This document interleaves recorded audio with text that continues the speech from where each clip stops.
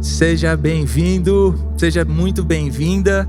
Nosso prazer é poder estar aqui juntos celebrando a Jesus e sendo uma inspiração para que você, nesse momento, independente do horário que esteja assistindo, possa fazer isso também na sua casa. Nós sabemos que igreja não é prédio, mas sim onde 2 ou mais estão reunidos em volta de um Cristo. Por isso queremos de verdade que hoje a gente possa ser uma inspiração para que na sua casa você também possa celebrar Jesus junto com a gente.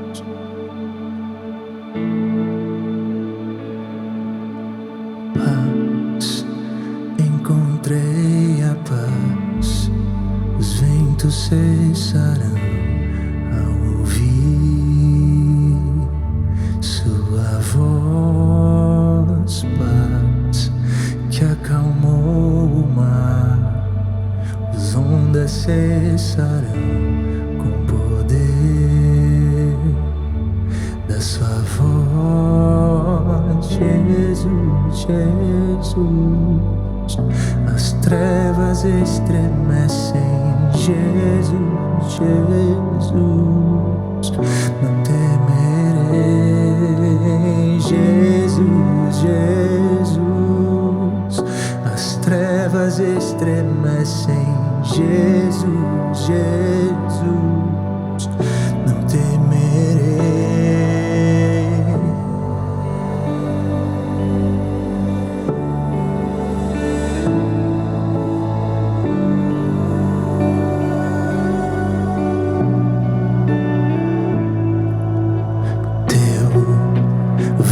Sopra em mim e tudo dou a ti outra vez. Cantarei, Jesus, Jesus, as trevas estremecem. Jesus, Jesus, não temerei. Jesus, Jesus, as trevas estremecem. Jesus, Jesus, não temerei. Jesus, Jesus, Jesus, as trevas estremecem. Jesus, Jesus, não temerei. Jesus, Jesus, as trevas estremecem. Jesus, Jesus, não temerei. Não temeremos, não temeremos, não temeremos, pois conosco você está. Não há mais o que temer em Jesus.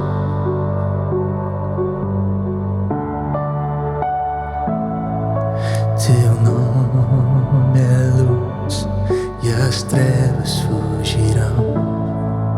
Não há outro nome igual.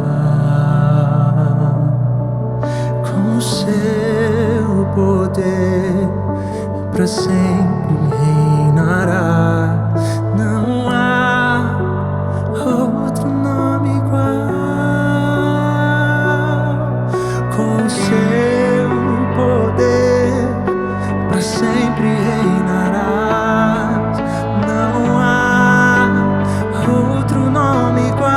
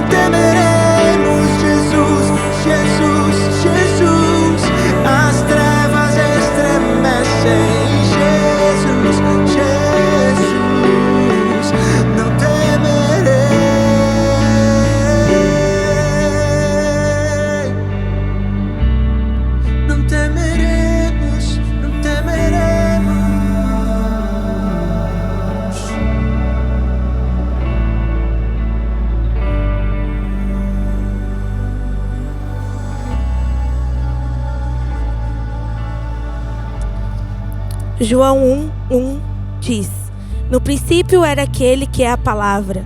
Ele estava com Deus e era Deus. Ele estava com Deus no princípio. Todas as coisas foram feitas por intermédio dele. Sem ele, nada do que existe teria sido feito. Nele estava a vida, e esta era a luz dos homens. A luz brilha nas trevas, e as trevas não a derrotaram. Surgiu um homem enviado por Deus chamado João. Ele veio como testemunha para testificar acerca da luz, a fim de que por meio dele todos os homens crescem. Ele próprio não era luz, mas veio como testemunho da luz. Ele estava chegando ao mundo, a verdadeira luz, que ilumina todos os homens. Aquele que é a palavra estava no mundo, e o mundo foi feito por intermédio dele. Mas o mundo não o reconheceu. Veio para o que era seu, mas os seus não receberam. Contudo, os que receberam e os que creram em seu nome, deu-lhes o direito de se tornarem filhos de Deus, os quais nasceram não por descendência natural, nem pela vontade da carne, mas pela vontade de algum homem, mas nasceram de Deus. Aquele que é a palavra tornou-se carne e viveu entre nós. Vimos a sua glória, glória como unigênito, vindo do Pai, cheio de graça e verdade. Jesus, Jesus, a luz dos homens, a luz do mundo é Jesus.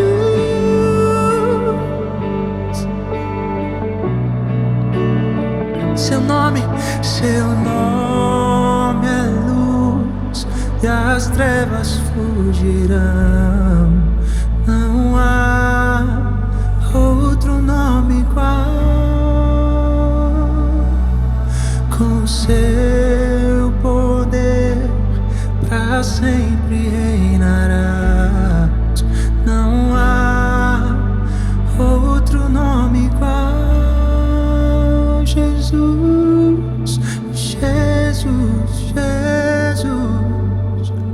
As trevas estremecem. Jesus, Jesus. Não temerei.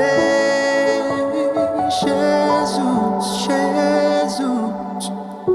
As trevas estremecem. Jesus, Jesus. Não temerei.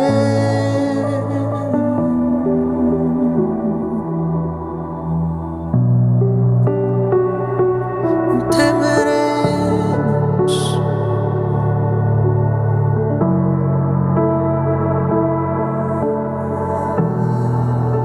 Não temeremos.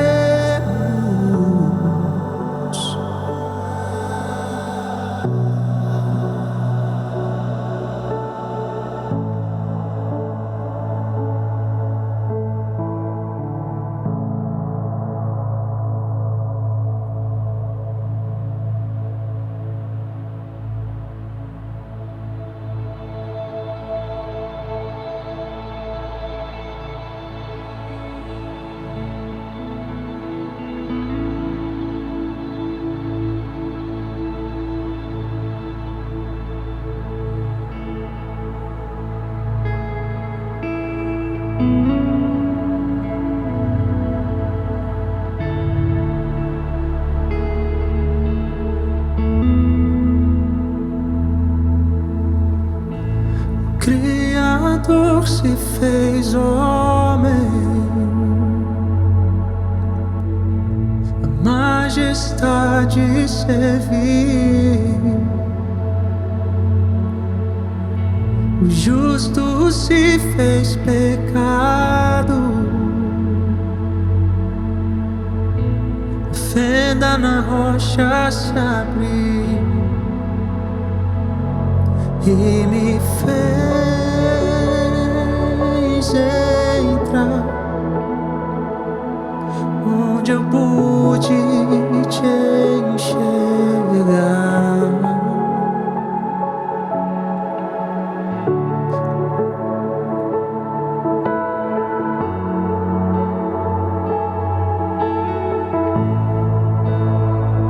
Podemos te enxergar. da sua glória despiu-se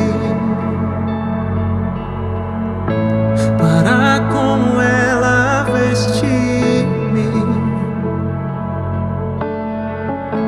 Tomou a cruz que era minha,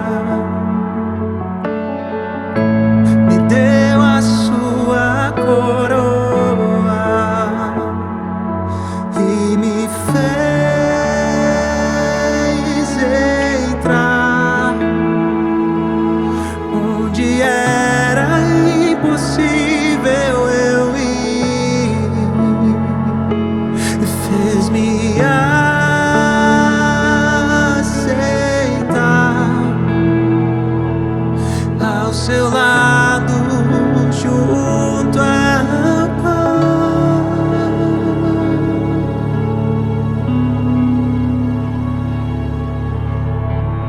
Não quero cantar mais nada além da obra consumada de Jesus,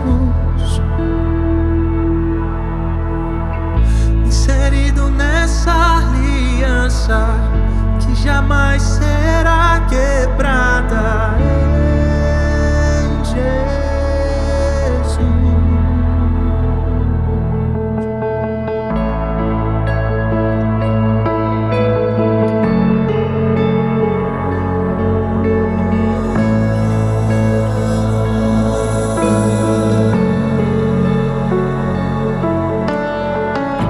Da sua glória despiu-se para com ela. Tomou a cruz que era minha, me deu a sua coroa e me fez entrar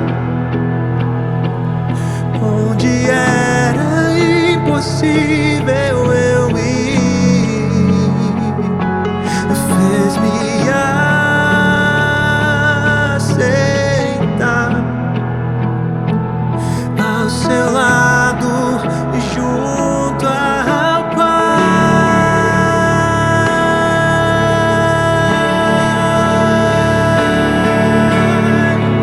Não quero cantar mais nada além da obra consumada de Jesus, inserido nessa aliança que jamais será quebrada em Jesus. Não quero cantar mais nada além da obra consumada de Jesus, inserido nessa aliança que jamais será quebrada em Jesus, pois unicamente, definitivamente, Jesus é suficiente. Jesus é suficiente, pois unicamente, definitivamente, Jesus é suficiente. Jesus é suficiente, unicamente, pois unicamente, definitivamente, Jesus é suficiente. Jesus é suficiente, unicamente, pois unicamente Ele é suficiente. Ele é suficiente. Ele é suficiente desde sempre e para sempre e para sempre. Jesus, Jesus, Jesus, tu és suficiente. Ele é suficiente. Vamos juntos, aonde você estiver, declare isso mais uma vez, unicamente. Pois unicamente, definitivamente, Jesus é suficiente. Jesus é suficiente. Pois unicamente, definitivamente, Jesus é suficiente. Jesus é suficiente.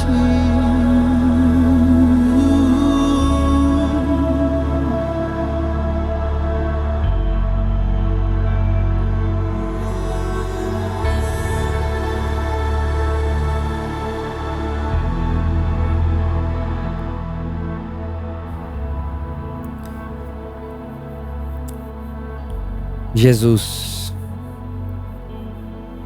o nome mais lindo, o nome mais santo, o nome mais doce, suficiente, Jesus.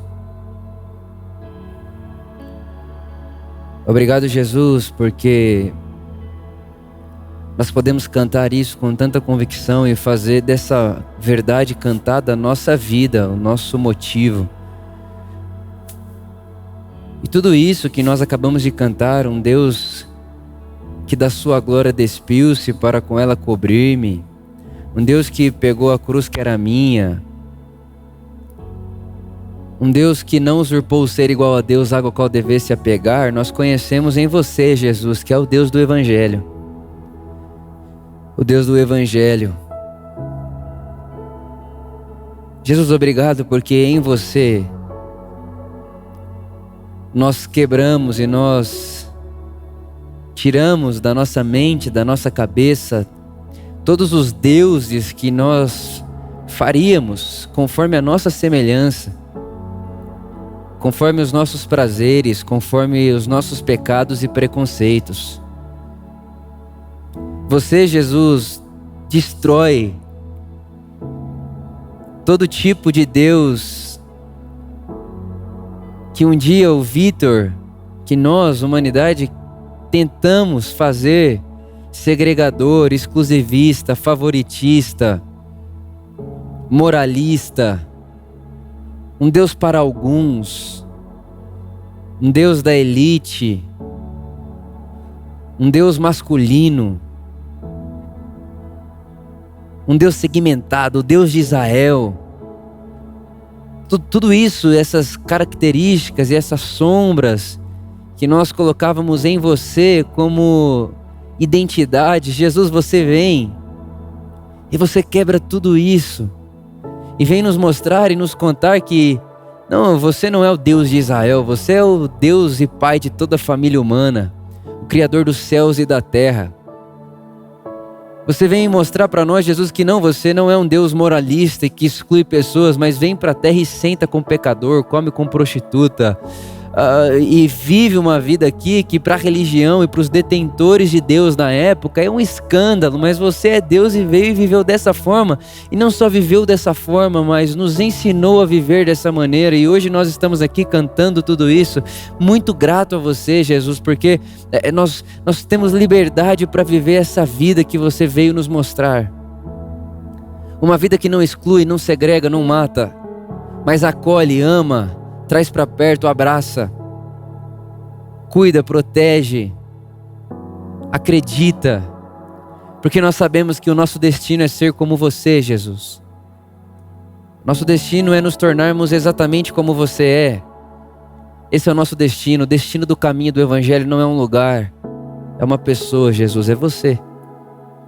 Dia após dia estamos nos tornando a sua semelhança, segundo a sua imagem, seu caráter, sua vida. Obrigado, Jesus. Obrigado, você é impressionante, inigualável, digno, santo. A luz dos homens, a luz que ilumina todos os homens, a luz que possibilita todas as coisas. Em você, Jesus, tudo subsiste. Obrigado porque nós temos um nome para o nosso Deus na história. Na nossa história, esses milhares e milhares de anos que nós vivemos nesse mundo como humanidade. O nosso Deus tem nome e é Jesus, o Deus do Evangelho. Obrigado. Te agradecemos, te celebramos, te damos a nossa vida, nosso coração, nosso ser. E para ti, Jesus, nós queremos viver. Todo o nosso respirar, o nosso falar e o nosso andar, que seja em você e para você. Te agradecemos. Obrigado. Amém. Amém. Amém. Bom dia por amor. Bom dia. Que a graça de Deus seja com você, aonde quer que você esteja, independente de quando e onde. Independente da hora que você está assistindo isso, eu oro para que o Espírito Santo ilumine Jesus diante de você, para que ao encontrarmos esse Jesus diante de nós, nos transformemos à sua imagem e ilumine Jesus em você, para que as pessoas à sua volta possam experimentar, provar, degustar dessa presença linda e maravilhosa de Jesus em você, que é a esperança da glória. Seja muito bem-vindo à casa. Seja muito bem-vindo à casa. Como o Felipe disse logo no início, igreja não é um prédio, igreja não é um lugar geográfico. Igreja é uma comunidade de pessoas, 2 ou mais. E se eu tô aqui, você aí, já somos em 2. Não importa se você está sozinho agora nesse lugar geográfico aí que você se encontra. No mundo da fé, na unidade da fé, nós nos encontramos. No espírito da fé, nós nos encontramos. Então, igreja, todo lugar, em qualquer hora, em qualquer momento, onde 2 ou mais estão reunidos em volta da pessoa de Jesus. E sim, esse é o nosso desejo. Que aí, onde você está, na sua casa, com a sua família, com seus amigos, com seus vizinhos, aí, a sua casa seja uma igreja, um lugar onde as pessoas se sentam, comem juntas, conversam da vida, edificam umas às outras, encorajam umas às outras, contribuem financeiramente com umas com as outras, dependendo da necessidade de cada um, e que no centro da comunhão de você, de vocês, esteja a pessoa de Jesus e a mensagem do Evangelho. Esse é o nosso desejo para toda casa, que toda casa seja igreja, e que toda refeição, uma ceia, toda refeição, toda vez que você comer na sua casa, com qualquer pessoa que você estiver, que na sua consciência, você esteja ali se alimentando de comida e bebida, que faz com que o seu corpo permaneça vivo e de pé, e que você se lembre que, na verdade, a comida que alimenta a existência e a bebida que alimenta a existência, o mundo continua existindo e vivo, porque nós bebemos e comemos da pessoa de Jesus, porque sem Ele, o que nós vemos, o que nós tocamos, nem seria, nem existiria. Essa é a nossa oração pela sua casa. Que ela seja uma igreja, um lugar de encontro, um lugar onde Jesus está no centro e tudo se reúne em volta dele. Amém. Hora da nossa generosidade. Generosidade para nós sempre um privilégio, nunca uma obrigatoriedade, nunca uma moeda de troca, nunca uma forma de comprarmos Deus e manipularmos Deus, a nosso favor. Generosidade é um momento, uma hora onde nós contribuímos porque damos com alegria. Faz parte do nosso ser. Nós seguimos Jesus e Jesus disse que é melhor dar do que receber. Então esse é o momento que você, onde você está, independente de quando e onde, e em que lugar geográfico, se você já veio nesse lugar geográfico ou não veio, se você frequenta esse lugar geográfico ou não, não importa. Se você deseja e tem no seu coração o desejo, a vontade de contribuir para que aquilo que nós fazemos aqui como por amor continue crescendo, aumentando, ganhando força e voz. Nós sabemos que Deus deseja fazer isso acontecer, mas não faz dinheiro cair do céu. E nós precisamos de recursos para continuar fazendo aquilo que nós já viemos, né? Estamos vindo fazendo. Então a minha oração é que haja um desejo profundo no seu coração e que toda vez que você contribuir generosamente ou financeiramente, seja lá com a causa que for, você faça isso com alegria. Porque dar com alegria é um milagre. O ser humano tão egoísta, né, que a gente vai aprendendo na nossa cultura, as coisas vão levando a gente para um lugar de tanto egoísmo, que uma pessoa que dá com alegria, com vontade, querendo dar, é um milagre. Então que eu e você experimentemos na nossa vida o milagre da generosidade alegre, o milagre da generosidade sorridente, o milagre da generosidade não obrigatória, o milagre de sermos a natureza e termos em nós a natureza de Deus que é generosa. Contribua com alegria, contribua com felicidade, certo de que não é sobre um Deus recompensador, certo que não é sobre comprar um Deus e colocar a mão de Deus sobre você, mas certo de que Deus fica muito feliz quando vê alguém que contribui com alegria e com generosidade. Ele fica feliz porque ele olha para mim e para você fazendo isso com alegria e ele gosta, porque é assim que ele faz. E se tem uma coisa que Deus ama, é ver eu e você sendo como ele. Ele ama isso, porque afinal é o desejo dele, que o imitemos. É isso que o apóstolo Paulo diz para nós. Vitor, por amor, imite a Deus como filhos amados. Faça isso com alegria, vamos contribuir também com as nossas finanças. Amém.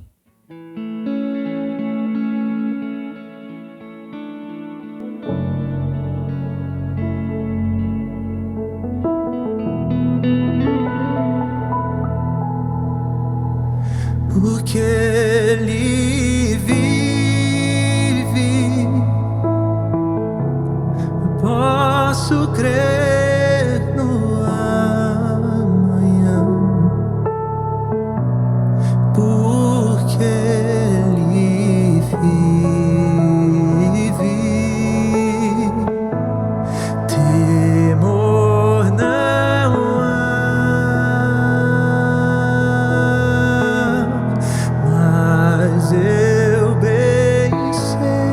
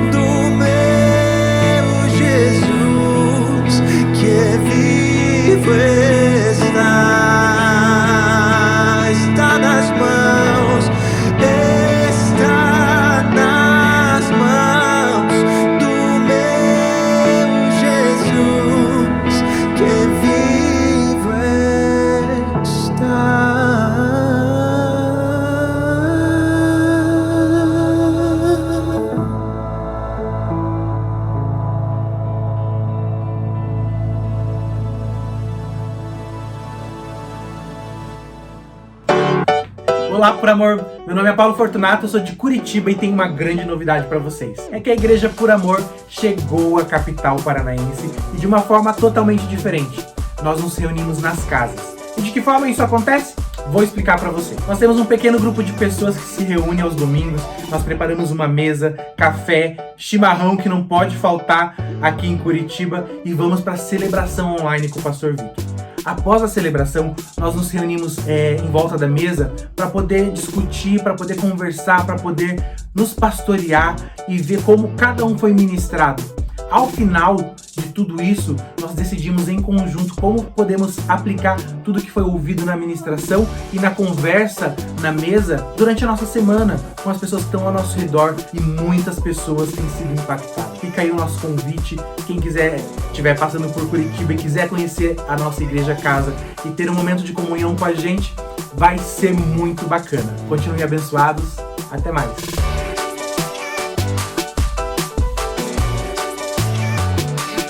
Amém.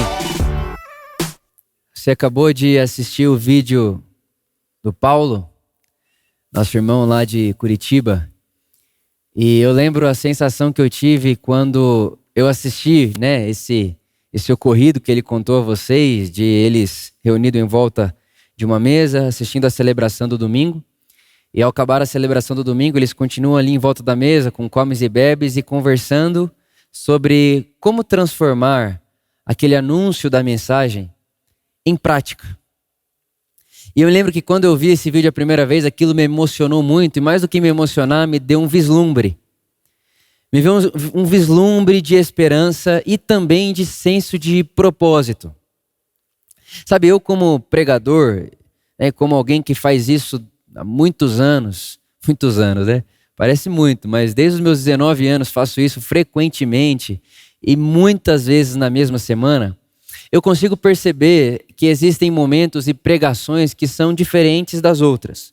Então existe aquele sermão, aquela pregação que está na sua cabeça e que você entendeu aquilo, que aquilo obviamente faz parte do seu coração, mas é algo que você estruturou, que você olhou, que você pensou, e o Espírito Santo te deu um caminho e fez você entrar dentro de uma lógica ali, dentro de uma concepção, dentro de um objetivo, e aí você faz um caminho para alcançar aquele objetivo. Existem essas pregações.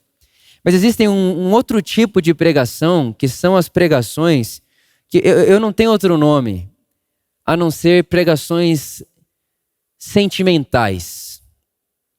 E eu sei que no mundo que a gente vive hoje, né, no mundo tão racional, a palavra ser sentimental é pejorativa. Então, uma pessoa que é muito sentimental, ela não é muito bem vista, ela é meio imatura. O sentimental é imaturo. Uma pessoa que sente muito, se você vê uma pessoa chorando desesperadamente, provavelmente você vai pensar o quê? Ela é imatura. Pô, por que está chorando assim? Não precisa chorar tanto. Então, essa palavra sentimental, sentimento, é uma palavra que se tornou pejorativa, e quando a gente vai até mesmo para a cultura, por exemplo, cristã, que eu cresci, dentro da palavra da fé, né? Você precisa usar da fé para sobressair esse sofrimento, essa tristeza. Você colocar para fora vulnerabilidades, você colocar para fora transparência de coração, é uma coisa pejorativa, porque você é menino na fé, por isso que você chora tanto. Você é uma criança na fé, por isso que você tem tanto problema com sofrimento, é por isso que você é desse jeito. Então essa palavra sentimental se tornou pejorativa, mas quando a gente vai ler os profetas hebreus, ou melhor, quando a gente lê todo o Velho Testamento e também o Evangelho, a gente vai perceber que o Deus de Israel, que é o Deus revelado em Jesus, o mesmo Deus, ele é muito sentimental. Muito. Chega a hora que ele olha para Israel e fala: Israel, eu estou cansado de vocês e eu quero um tempo de vocês. Deus pediu um tempo para Israel. Aí passa um tempo, Deus fala: não quero um tempo não, vem para cá, volta, vem para cá de novo. É um Deus que se ira e que se alegra. É um Deus que passeia nas emoções e não me parece ter vergonha disso. E não me parece esconder isso. E dentro dessa experiência, dessa cultura, né, dos hebreus, existe uma palavra no hebraico que chama patos. E esse patos, essa palavra patos, é como se fosse o sentimento de Deus transferido a alguém. Então, por exemplo, Oséias, um dos profetas de Israel. O que acontece? Deus olha para Oséias e fala: Oséias, seguinte, case com uma mulher de adultério, case com uma prostituta. Você vai pegar uma prostituta e você vai se casar com ela. E você imagina você na sua casa, no seu tempo de oração, fazendo seu devoção. Imagina, Joãozinho, você solteiro, está lá na sua casa, Deus fala assim para você: ó, já sei onde está a sua esposa. Você fala: Deus, em que carral ela está? Ele fala: não, então, eu não vou usar o nome aqui, mas tá lá. E você vai lá e você vai se casar com ela e você vai cuidar dela e mais, você vai cuidar dos filhos do adultério dela. Então essa prostituta aí, essa mulher do adultério, que é um jeito mais educado de chamar de prostituta, ela tem filhos. E esses filhos foram gerados nisso. E você vai cuidar deles como se fossem seus. Aí você fala: tá bom, vou obedecer a Deus porque Deus está compartilhando isso comigo, eu vou até lá, vou fazer isso e eu volto depois. E ele vai, Oséias vai. Ele compra aquela mulher, porque aquela mulher tinha um dono, então ele compra aquela mulher, ele se casa com aquela mulher, e ele começa a dar para ela uma vida de princesa, ele começa a dar para ela uma vida de mulher. Olha, você é mulher de um homem que te comprou, que tirou você da prostituição, colocou você dentro de uma casa, trouxe seus filhos para dentro de uma casa, e está cuidando de você como uma mulher deve ser tratada. Só que acontece o inesperado, essa mulher escolhe voltar de novo para a mesma casa que ela era antes, volta para a prostituição de novo. Aí Oséias chega em Deus e fala: bom, Deus, já fiz minha parte, já fiz o que eu tinha para fazer, estou liberado, agora eu vou ir atrás da minha esposa. Em que carral? Em que igreja? E Deus olha e fala: não, Oséias, você vai atrás da sua mulher, porque a sua mulher está lá e você vai atrás dela de novo. E o texto bíblico vai dizer que Oséias vai lá de novo, e você imagina, ele voltando lá. E quando ele olha de novo para aquela situação, ele vai atrás da mulher dele, que ele tinha comprado ela um tempo atrás, e quando ele chega lá, ele tem que comprar por ela de novo, porque ela já tinha dono de novo. Um cara já tinha pegado de novo ela para ele. E Oséias paga por essa mulher pela segunda vez. Pagou uma, agora está pagando a segunda vez por essa mulher e leva ela para casa de novo. E é muito interessante que depois de Oséias passar por essa experiência, Deus olha para Oséias e fala assim: Oséias, agora que você passou por isso, agora que você sentiu isso, agora que você experienciou isso daí, agora você vai pregar para Israel. Porque com esse sentimento no seu coração, você pode levar a minha mensagem, a minha pregação. Então agora você vai para Israel e você vai dizer: Israel, vocês são adúlteros. E olha que interessante, o que Deus está dizendo é: Oséias, se eu der para você a minha mensagem, antes de dar para você o meu coração, você vai xingar Israel de adúltero. Porque você não tem o meu coração, você não sabe o que eu estou sentindo, você só tem uma mensagem. Então, ó, Israel, você é adúltero, adúltera. Não, eu não quero que você faça isso. Eu quero que você fale: Israel, você é adúltero, adúltera, como quem sabe o que é ser traído. Como quem tem um sentimento do que é ser traído. Então, Oséias, antes de te enviar para uma pregação, eu quero compartilhar com você o meu patos, o meu sentimento, o que eu sinto, o que passa dentro de mim. O que acontece dentro de mim, das minhas emoções. Irmãos, Deus nos fez a sua imagem e semelhança. Se temos sentimentos e alma, Deus também tem. Deus é um Deus que tem alma. Deus é um Deus que tem emoção. Deus fica feliz e triste. Deus não fica num estado assim: nada me entristece nem nada me alegra porque eu sou Deus. Não, esse Deus é ídolo. Isso é o que nós pensávamos de Deus antes de Jesus aparecer. Até porque Jesus aparece e ele chora. Ele não só chora, Jesus, que é Deus encarnado, ele chora e soa sangue. Jesus, que é Deus encarnado, ele chora porque um amigo dele morreu, ele soa sangue porque está angustiado, ele soa sangue porque ele está angustiado, e ele também lamenta e chora muito porque ele olha para Israel e ele percebe que Israel está num lugar que ele, Deus, não gostaria que estivesse. Então, sobre esse Deus que nós estamos falando, então, existe uma forma de relacionar com Deus onde você pega para você o patos de Deus, o sentimento de Deus. E essa, inclusive, é uma oração que eu incentivo muito você a fazer. Deus, me dá o seu coração. Eu não quero uma informação de Deus. Eu quero o coração de Deus. Eu não quero só fazer o que Jesus fazia porque eu aprendi a cartilha. Eu quero fazer o que Jesus fazia porque eu sinto o que Jesus sentia. Eu quero fazer o que Jesus fazia porque dentro de mim arde um desejo e arde uma vontade, um sentimento, um patos, que é o sentimento que estava sobre ele. Tende em vós o mesmo sentimento que houve em Cristo Jesus e não a mesma atitude somente. Não é sobre fazer o que Jesus fazia, é sobre sentir o que Jesus sentia para então fazer o que Jesus fazia. Então existem pregações que eu percebo e eu sinto que é como se tivesse um sentimento de Deus sido transferido para o meu coração. E agora então, depois de ter sentido isso, depois de ter sofrido isso de certa forma, agora eu posso falar. E eu posso falar não como alguém que está irado e que tem uma informação de Deus. Não, eu posso falar como alguém que sentiu essa dor. E isso começou mais ou menos 1 ano e pouco atrás. Na verdade, um pouco mais, vamos um pouquinho mais atrás, quando eu tinha 19 anos de idade. Comecei a viajar, comecei a pregar, vai para um lado, vai para o outro. Ia conferência na segunda-feira, na terça-feira, na quarta-feira, na quinta-feira, na sexta, no sábado, no domingo. E viaja 20 vezes no mês, e prega num lugar, sai de um lugar, já vai pregar no outro. E entra num carro, vai para o aeroporto, do aeroporto vai para outra cidade, da outra cidade entra numa outra igreja, que sai daquela igreja, vai pregar na outra, que é no mesmo bairro, para depois voltar para o aeroporto, para ir. É confusão, toda hora, o tempo todo, sem parar. Dos 19 anos de idade até meus 22, 23 anos de idade, foi isso que eu fiz. Então, quando você se você olhasse para mim e falasse a palavra igreja, eu pensaria num palco, numa multidão de pessoas sentadas e uma pessoa pregando. Era essa imagem que eu tinha de igreja, porque era nisso que eu estava envolvido e inserido desde os meus 19 anos de idade, intensamente, sem parar.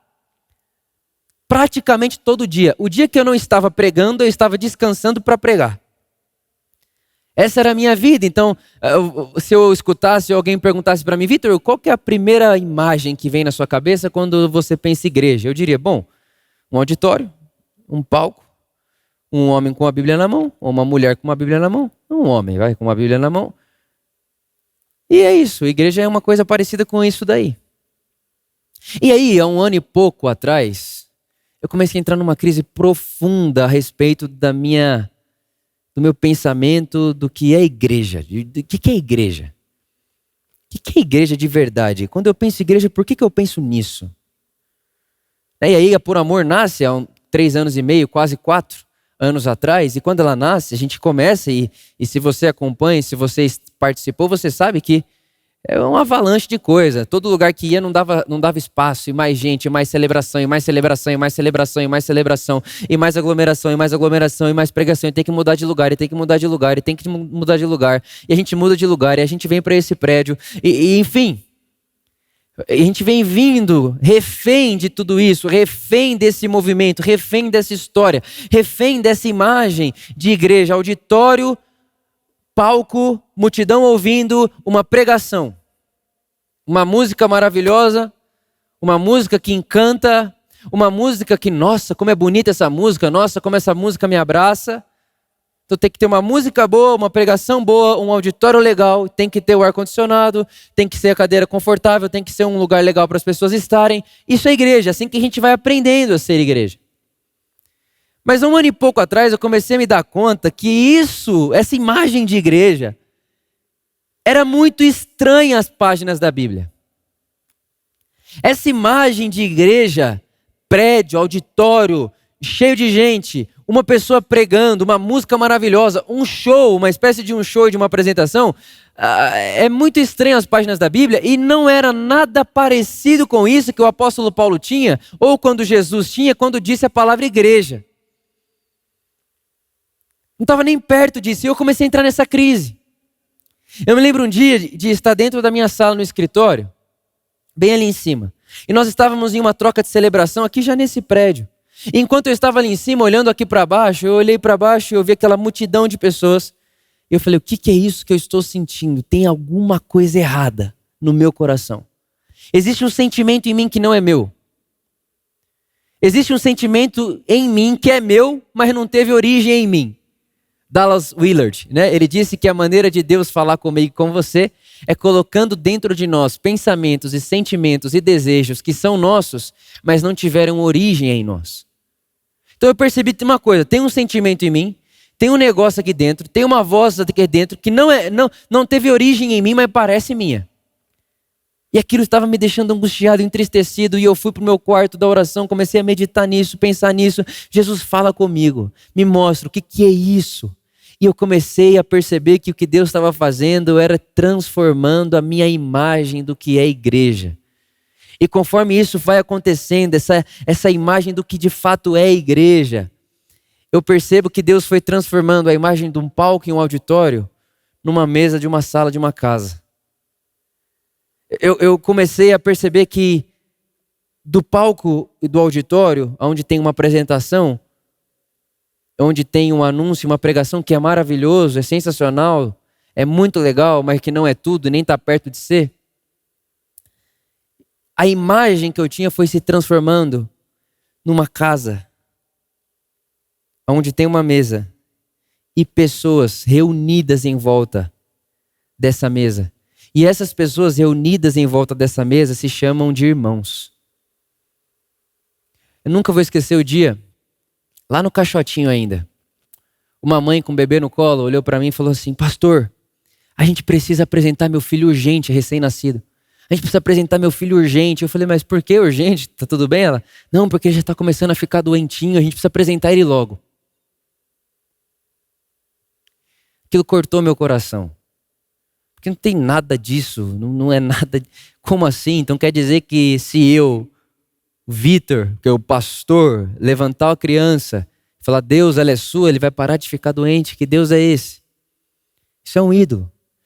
Uma outra vez, ainda aqui nesse prédio, uma pessoa chegou em mim e falou: Vitor, e já era bem tarde, assim, tipo, já tinha acabado a celebração há muito tempo, eu já tinha subido lá no escritório, já tinha tomado café, já tinha tomado água de coco, me lembro exatamente. A hora que eu desci, já era para quase todo mundo ter ido embora. A pessoa estava me esperando ali na escada e falou: fiquei aqui esperando você até agora, porque eu quero que você ore por mim. Na minha cabeça eu fiquei assim: tá, não tinha ninguém para orar por ela aqui? Não tinha, ninguém podia orar por ela, tinha que ser eu. E eu olhei para ela e falei: olha, eu vou orar por você com todo o meu coração. Mas deixa eu te contar um negócio. Tinha vários irmãos aqui. Por que você não pediu para nenhum deles orar? Ah, sabe como é que é, né? A gente quer que o pastor ore. E eu falei: será que esse problema não é meu? Será que não sou eu que não estou falando isso? Será que não sou eu que não estou deixando claro que a comunidade, que Jesus, que a igreja não existe, não tem a possibilidade que na igreja de Jesus existir alguém que é sagrado e o outro que precisa desse ser sagrado para abençoar, benzer, sei lá, fazer o quê? Será que isso é comigo? E eu comecei a me questionar e a pensar e refletir. E a verdade é que foi chegando uma hora que eu comecei a explodir de alegria. Porque aquela crise era como um filho que estava nascendo dentro de mim. Uma mulher grávida, ela sente dor de parto, mas depois que o filho nasce, ela nem lembra da dor que sentiu. Porque é muito melhor o filho vivo, e a alegria de ver o filho vivo é tão maior do que a dor do parto, que ela esquece o tanto que sofreu. E foi isso que foi acontecendo comigo.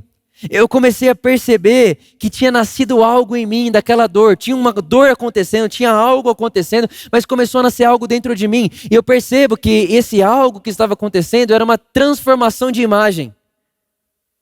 Uma transformação do que é igreja. Igreja, um auditório com um palco lotado, isso significa que Deus está fazendo uma coisa ali no meio, para uma mesa na casa, onde as pessoas sabem o nome umas das outras.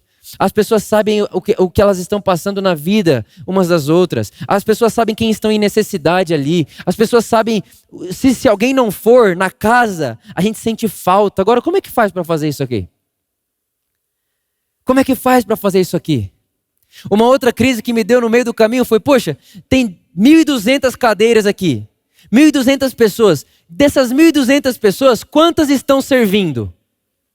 O Vitor que prega, a música com umas 8 pessoas, mais o voluntariado com umas 30, com 50 pessoas servindo. As outras 1.150 só consumindo. Mas peraí, será que é isso? Será que é isso? Igreja é o lugar onde eu sento e consumo? E aí eu olho para a pregação e digo: gostei dessa mais do que a outra. Tipo, será que é isso aí, igreja, esse negócio? Isso foi me doendo. E graças a Deus, porque hoje nasceu um filho. Nasceu um filho, uma consciência de que igreja é casa. De que igreja é casa. E o livro de Atos, capítulo 2, diz que eles se reuniam no templo e nas casas. Existiu o ajuntamento e é maravilhoso, não vejo a hora de voltar. Inclusive está muito perto de nos encontrarmos novamente. É maravilhoso isso aqui. É sensacional isso aqui. Mas se torna um empecilho quando isso aqui é o fim. Quando isso aqui, quando esse movimento de uma música maravilhosa, com luz, com essa emoção e com esse encantamento se torna um fim, a celebração vira uma anestesia. Onde eu venho um domingo e aí minha anestesia da semana que passou e me prepara para os próximos 3 dias. Na quarta-feira eu já estou esperando ansiosamente pelo domingo porque eu preciso da anestesia de novo. É tudo muito emocional. É tudo muito no sentido da... Ai, você pode por favor aliviar um pouquinho a minha dor? Não, Jesus não quer só aliviar a sua dor. Ele quer recriar você e fazer de mim, de você uma nova criatura e colocar eu e você para andarmos no seu caminho, seguirmos os seus passos. É outra parada, é outra ordem, é de outra espiritualidade, é de outra consciência, percepção da vida, da fé.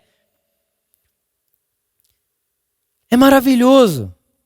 Mas é impossível a gente conseguir viver igreja naquilo que Jesus tem como igreja, tendo isso aqui como um fim e não um meio. Isso é um meio, isso é nosso servo. Eles se reuniam no templo e nas casas. E vou dizer, a primeira coisa que eles deixaram de fazer quando começou a perseguição em Jerusalém foi se reunir no templo. Mas nas casas eles não pararam de se reunir. Não pararam. Sabe esse tempo de pandemia, onde foi impossível, né, de se reunirmos no templo? A pergunta é, será que a gente não fez do que é secundário primário, o templo, e do que é primário, o que é prioridade, que é a casa, que é a mesa, que é o relacionamento, que é uns aos outros, que é olhar no olho, o secundário. E até uma coisa, é só uma cereja no bolo. O bolo mesmo é o domingo. O bolo mesmo é a celebração do domingo. É esse negócio de ir na casa do outro, de me responsabilizar em cuidar de alguém, de me responsabilizar em saber da vida do outro. Esse negócio aí é só a cerejinha do bolo. Eu quero mesmo o encantamento do domingo. Eu quero o Felipe cantando. Eu quero o Vitor pregando. E também se não for o Felipe cantando, eu chego depois. E se não for o Vitor pregando, eu nem vou. Aí a gente chama isso de igreja, a gente acha legal, entendeu? Se isso não gera uma crise em você, gerou em mim. Mas graças a Deus que não parou na crise, nasceu um filho. E é por isso que você está percebendo que até o cenário, a gente quer mudar para que esse cenário, para que esse prédio converse com isso. Quanto menos auditório, palco e show isso aqui parecer, melhor. Para você entender de uma vez por todas que igreja não é um prédio geográfico reunido em volta de um pastor. E o pastor tem que orar por mim, o pastor tem que apresentar meu filho, o pastor tem que pôr a mão em mim. Eu quero conversar com alguém. Não, eu quero conversar com o Vitor.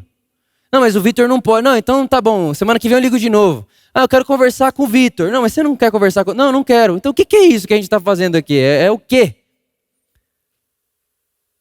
Se o Espírito Santo desceu sobre toda a carne. E Jesus, ele disse e deixou muito claro, Mateus capítulo 23, versículo 8. Entre vocês, ninguém será chamado de rabi, rabino, pastor, apóstolo, porque só tem um que é o mestre de vocês, que é Jesus, e entre vocês sois irmãos. Irmãos. Não é amigo, porque amigo fala de uma relação que a gente é amigo porque a gente gosta das mesmas coisas. Então os meus amigos, eles fazem o esporte que eu faço. Os meus amigos, eles frequentam os lugares que eu frequento. Mas Jesus não falou para mim chamar você de amigo, ele falou para eu chamar você de irmão. Porque meu compromisso com você não é um esporte que a gente tem em comum. É o sangue de Jesus que nos faz irmãos. Irmãos, em volta do nosso irmão mais velho, Jesus. E esse Jesus está nos ensinando a vivermos e nos tornando humanos, seres humanos, à sua imagem e à sua semelhança. Esse Jesus aí, que está entre nós, nos ensinando a sermos humanos. Essa semana uma pessoa mandou assim para mim: Vitor, eu saí da igreja que eu frequentava e o pastor leu para mim Gênesis capítulo 12, versículo 3, que disse: abençoarei os que te abençoarem e amaldiçoarei os que te amaldiçoarem. E eu estou com muito medo de Deus fazer alguma coisa contra mim porque eu saí da igreja que eu era. Isso não é só pecado, isso é abuso. Isso é abuso religioso, isso é abuso emocional. Isso é blasfêmia. Essa é heresia que ninguém quer condenar porque faz bem pro ego manter assim. Faz bem as pessoas da minha comunidade acreditarem que se elas saírem da minha igreja, elas estão amaldiçoadas. Porque elas ficam. Faz bem. Então essa não condena. Mas vamos condenar como heresia a que liberta. Vamos chamar de heresia a que abraça, a que acolhe, a que liberta as pessoas e que diz para as pessoas que elas são donas da vida dela e que elas podem tomar as suas próprias decisões, escolherem os seus próprios caminhos e escolherem, inclusive, se querem voltar aqui ou não e se querem participar ou não querem, porque a vida é delas. Deus deu para elas e não para mim. Mas foi o que Jesus ensinou a gente a fazer. Olha, entre vocês não vai ter o manda-chuva não. Entre vocês vão ser irmãos. E mais do que isso, ele diz que o mundo vai reconhecer que o Pai que enviou Jesus com a forma como a qual nós amamos uns aos outros. O que convence as pessoas de que Jesus é Deus, o Salvador da humanidade, não é a pregação do Vitor. É a comunidade de pessoas que vivem no uns aos outros. Uns aos outros. João capítulo 13. Quando vocês amarem uns aos outros, reconhecerão que sois meus discípulos. Quando vocês amarem uns aos outros, eles reconhecerão que sois meus discípulos. Agora fala para mim, se a gente pega isso aqui e trata isso como fim, como é que faz para a gente amar uns aos outros aqui se a gente nem consegue olhar para o olho um do outro aqui dentro? Como é que eu faço para ter... Como que eu me certifico? Não, a igreja... Isso aqui é o fim, tá? Vamos supor que isso aqui é o fim. Como que... A igreja por amor, ninguém passa necessidade. Como eu sei? Eu não sei. Eu não consigo nem ver a cadeira que fica lá no fundo. Não dá para ver do palco. Não dá para olhar no olho. Não dá. Eu queria poder ser 20 Vítors para abraçar todo mundo e para ter agenda para atender todo mundo. Na verdade, eu não queria, não. Isso eu não queria. Mas eu queria poder abraçar todo mundo, conhecer a vida de todo mundo. Eu queria poder, mas não dá. Graças a Deus que não dá, porque não é o plano de Deus. O plano de Deus para a igreja é uma comunidade do uns aos outros. Porque ninguém se olha de baixo para cima e nem de cima para baixo. É a comunidade dos irmãos. Não é a comunidade do clero, da hierarquia, do presbitério, do apóstolo, que manda no pastor, que manda no líder, que manda no potencial líder e que manda no pequeno grupo. Essa hierarquia não faz parte da igreja de Jesus. A igreja de Jesus é uma comunidade de pessoas que vivem umas para com as outras. O apóstolo Paulo diz para a igreja em Roma: estou convencido de que vocês estão cheios de sabedoria e de bondade e são capazes de pastorear uns aos outros. O pastoreio da igreja de Jesus não é de uma pessoa ungida. O pastoreio da igreja de Jesus é do corpo.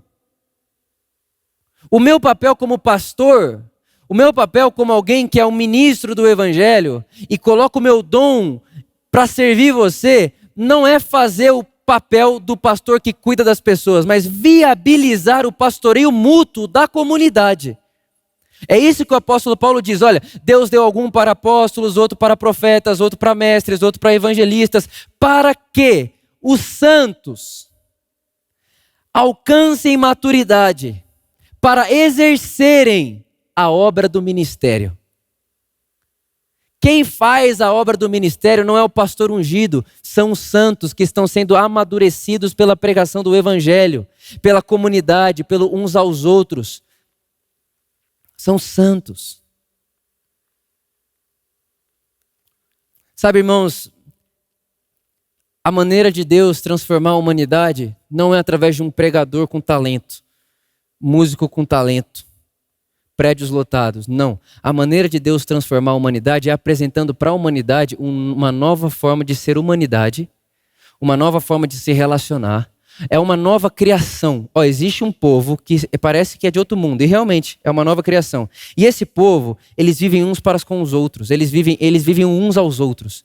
Eles ajudam uns aos outros, eles aconselham uns aos outros, eles encorajam uns aos outros. É como se as pessoas que estivessem assistindo a comunidade de Jesus vivendo, olhassem umas às outras e dissessem: olha como eles se amam. Olha como eles se amam. Mas não se amam porque são amigos e gostam das mesmas coisas. Se amam Porque amar é uma escolha comportamental. Você sabe que existem diversas palavras no grego para amor. Storges é uma palavra no grego para amor familiar. Filéu é uma palavra no grego para amor recíproco. Então, storges, amor de família. Então, o pai que protege os filhos, o filho que protege os pais, os primos, as tias, enfim. Storges. Filéus, o amor recíproco. Então, ele é meu amigo, eu amo ele, ele me ama. Esse é o amor filéus. O eros é o amor sexual. O amor do desejo sexual. E o ágape. O ágape não entra na categoria dos sentimentos.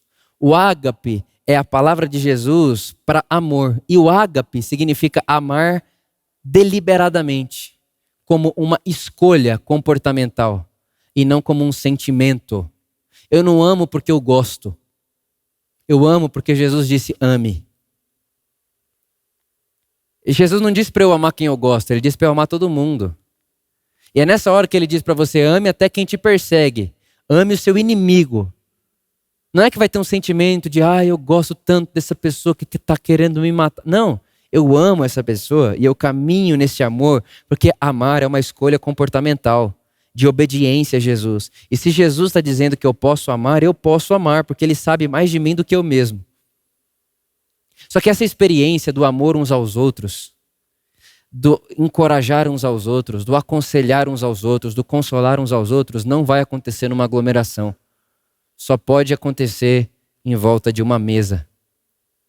Em volta de uma mesa reunida em volta de Jesus, poucas pessoas reunidas que sabem o nome umas das outras, a história umas das outras, o que você está passando na sua vida, o que eu estou passando na minha. Sabe, pensa, né? O apóstolo Tiago diz, confesse seus pecados uns aos outros. Imagina eu pegar uma pessoa, chamar aqui em cima e falar, confesse seus pecados. Para 1.200 pessoas que estão aqui. Isso é desumano, isso não é confessar pecado, isso é exposição pública. É também uma forma de abuso emocional. Agora imagina, o que os apóstolos tinham na cabeça é que igreja era uma casa, reunida em volta de uma mesa, que se encontravam todos os dias para partir o pão. Então você imagina como não era a amizade dessas pessoas. Você imagina como não era a confiança dessas pessoas. Você imagina, abrir a geladeira, o cara vai na minha casa, abre a geladeira. E para eles isso aí era sério, que vocês acham que isso é demais? Eles tinham tudo em comum, tudo em comum. Tudo em comum. Aí o apóstolo Tiago diz, confessem uns aos outros, porque isso faz bem. Eu não sei se você já teve a experiência de confessar um pecado para um amigo seu, um irmão seu que te ama, que te abraça, que te acolhe. É maravilhoso. É maravilhoso porque você não se sente exposto, você se sente abraçado. Você se sente acolhido, você solta aquela culpa. Você põe essa culpa para fora de você, confessando para essa pessoa, não num palco para 1.200 pessoas, mas numa mesa. Reunido em volta de pessoas que estão se encontrando com você semanalmente, diariamente, que estão em contato com você, que conhecem a sua história, que sabem o seu nome, que conhecem o seu coração, que ao escutarem aquilo que você fez ou deixou de fazer, não vão julgar você, mas vão acolher você e vão lembrar você quem você realmente é, porque você não é o que você faz, você não é o que você deixou de fazer, você não é o que você pensa. Você é filho amado, filha amada de Deus, recriado em Cristo Jesus. Aí sim, confesse os seus pecados uns aos outros. Não para ser perdoado, porque já está tudo pago na cruz. Mas confesse, Vitor, porque isso vai fortificar suas relações. E quanto mais forte for as suas relações, mais maduro você está. Mais humano você é, porque isso é ser humano, é pertencer uns aos outros. A igreja de Jesus carrega em sua essência uns aos outros, jamais o clero. Jamais a hierarquia, jamais o manda-chuva, jamais o chefe das ovelhas, jamais. É o uns aos outros, uns aos outros. Ninguém olha ninguém de cima para baixo e ninguém olha ninguém de baixo para cima. Somos todos irmãos em volta de uma mesa, reunidos em nome de Jesus.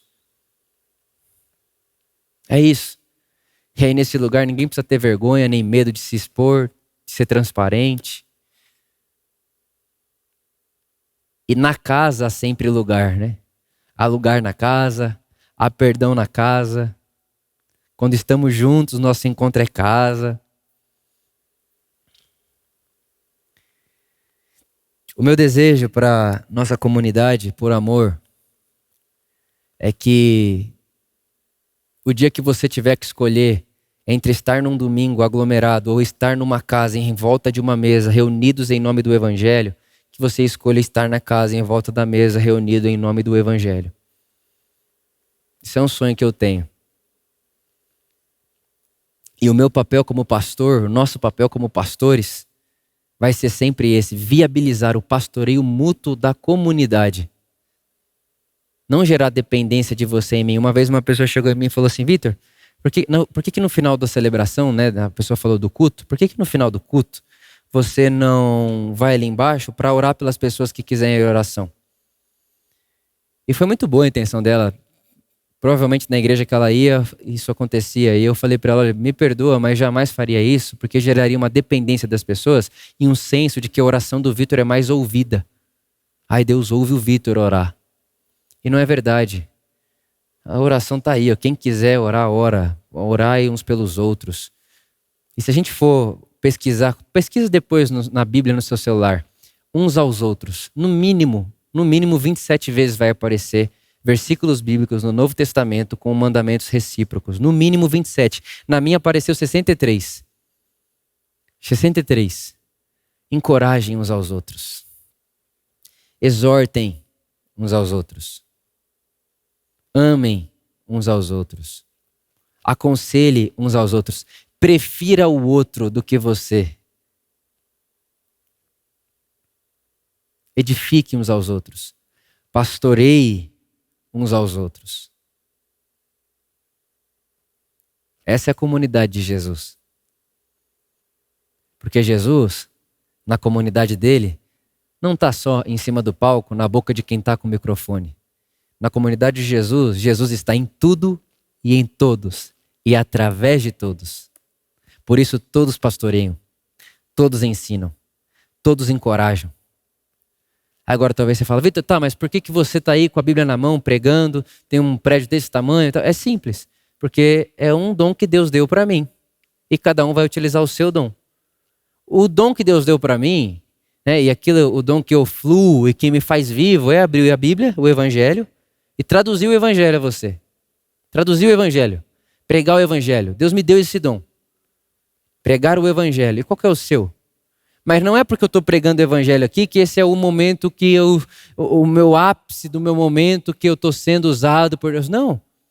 Na academia do meu prédio, com meu vizinho, com meus professores, com os meus amigos. Eu estou ali, não como o pregador que tem um dom de ministrar, mas como um seguidor de Jesus, que está andando por toda parte, fazendo bem, amando as pessoas, ensinando as pessoas o que Jesus ensinou para mim. Aqui agora eu estou colocando o meu dom específico, esse dom que Deus deu para mim, essa pessoa dom que eu sou. Eu nasci assim, isso nasceu dentro de mim, nasceu comigo. Mas na minha vida comum, é até engraçado, as pessoas que me conhecem, né, principalmente hoje nesse mundo do esporte que a gente entrou, ninguém sabe o que eu faço, o que eu sou. Só que de repente vai se aproximando, começa a perceber e acaba descobrindo. E quando descobre, fala assim: eu nunca ia imaginar que você, o garotinho, um menininho desse, sobe lá e fala daquele jeito para aquelas pessoas. Eu falo: é graça de Deus para aquele momento, para abençoar aquelas pessoas. Mas aqui, ó, enquanto a gente está pedalando aqui, enquanto a gente está malhando aqui, eu sou seu irmão. E tudo que eu tenho para dar para você é o que Jesus ensinou para mim. Não sou o pregador do palco, não sou o pastor da Por Amor. Eu sou uma pessoa que está fazendo o mesmo treino que você e a gente vai conversar enquanto treina. É isso que eu sou. Um seguidor de Jesus na vida. E é isso que a gente precisa entender. A comunidade de Jesus, a igreja de Jesus, quem edifica a igreja de Jesus não são os poucos com dons. É o dom que está sobre todos, funcionando igualmente, diversificadamente. Porque uns têm habilidade com traduzir o evangelho e comunicar. Outros em ser hospitaleiro. Outro com a música. Outro com a medicina. Outro com a ciência. Outro com artes. Outro com moda. Para você essa. Outro com moda. E cada um vai dentro daquilo que sabe fazer, daquilo que pode fazer. Mas tem uma coisa em comum. O que prega o evangelho, o que canta, o que toca, o que faz arte, o que vive de moda. Todos em comum Todos nós temos uma coisa em comum. E o que temos em comum? Estamos no mundo em nome de Jesus, reunidos em volta de Jesus, da mensagem de Jesus, do Evangelho, que é: bem-aventurados são vocês os mansos de coração, porque de vocês é a terra. Bem-aventurados pacificadores, porque serão chamados filhos de Deus. Bem-aventurados vocês que não odeiam o seu inimigo, mas que amam seus inimigos. Bem-aventurados são vocês que quando tomam um tapa no rosto, dá outra face. Bem-aventurado é você quando alguém te obriga a andar 1 milha, você anda a segunda. Bem-aventurado é você considerado fraco e pobre para esse mundo, porque Deus te considera forte, porque quando você se considera fraco e o mundo te considera fraco, a força de Deus opera em você e através de você. Somos pessoas com esse ponto em comum, vivendo uma vida comum, uma rotina comum, no dia a dia comum e fazendo da nossa casa uma igreja, um lugar onde qualquer pessoa que entra vai se sentar em volta de Jesus. Essa é a imagem que tenho hoje de igreja. E esse é um sentimento que penso que Deus compartilhou comigo. Me fez sentir, me fez chorar muito por isso, pensar muito nisso, sofrer muito por isso, para que hoje eu pudesse olhar para você e dizer: Deus gosta da mesa da sua casa. Ele gosta. E Ele não só gosta, mas é o jeito dele de influenciar, de transformar e de fazer comunidade. Esse lugar é maravilhoso. Não vejo a hora de ver vocês aqui. Mas ele não é o fim. Isso aqui não é o objetivo. Isso aqui precisa ser uma ponte para a sua casa. É por isso que, se presencial ou online, se enquanto você me ouve, essa mensagem leva você para uma mesa reunidos, leva você a sentar numa mesa e reunir pessoas em volta do que foi pregado, ensinado, e partilhar, conversar, refletir no Evangelho, isso aí é igreja. Isso aí é igreja. Por isso que me emocionei tanto quando vi o vídeo do Paulo, ouvindo a mensagem do domingo. E ao acabar a mensagem, reunindo pessoas em volta da mesa, lendo o Evangelho e perguntando: tá, como que a gente pode fazer isso aí virar prática? Como que essa mensagem aí vira vida em nós? Como que essa mensagem vira segunda-feira? Como que essa mensagem encarna? Como que eu posso fazer isso amanhã no meu trabalho?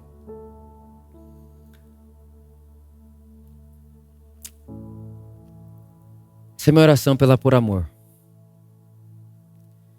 Que todas as pessoas que sentarem aqui, e que sentarão milhares e milhares de pessoas, sempre tem gente, vai sempre ter gente, e é maravilhoso. Deus faz assim, Deus faz isso é de Deus. Que todas as pessoas que sentarem aqui percebam esse lugar como um meio, não como um final. Um meio para saírem por essas portas e ir para a vida como pastores na vida. Ir para a vida como enviados de Deus para a vida. Eu estou sendo enviado. Eu não saio daqui como alguém que consumiu um produto que eu acho legal. Eu não saio daqui como alguém que encantou com uma música que acha legal. Eu saio daqui como enviado. Jesus disse: indo por todo o mundo. Enquanto você vai, enquanto você trabalha, enquanto você estuda, enquanto você cuida das pessoas, enquanto você cuida da sua casa, enquanto você cuida da sua vida, enquanto você cuida de você, façam discípulos. Como Jesus? Ensinando às pessoas aquilo que vocês aprenderam de mim. Essa é a minha oração. Que seja assim, na minha casa, na sua casa, na minha vida, na sua vida. Para que quando alguém falar igreja, você veja mais do que o exército de Deus na terra. Negócio é business, igreja é um auditório, não.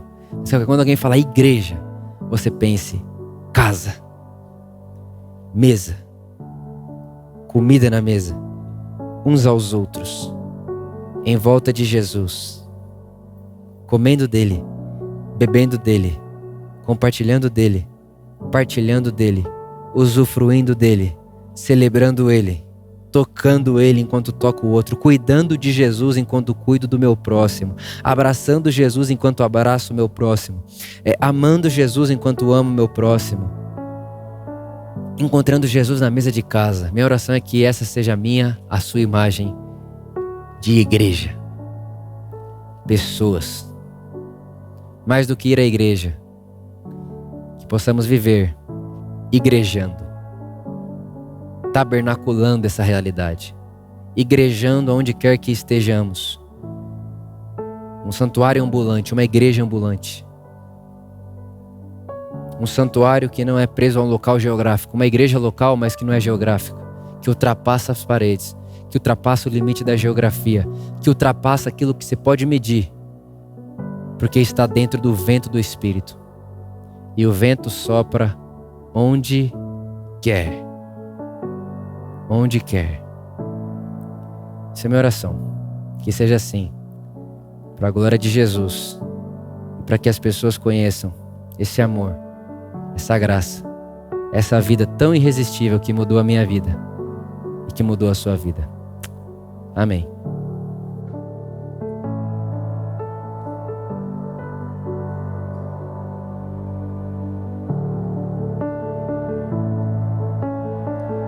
Isso é igreja, 2 ou mais em torno da mesa, tudo em comum. Nós somos um. Isso é igreja, 2 ou mais em torno da mesa, tudo em comum, onde somos um.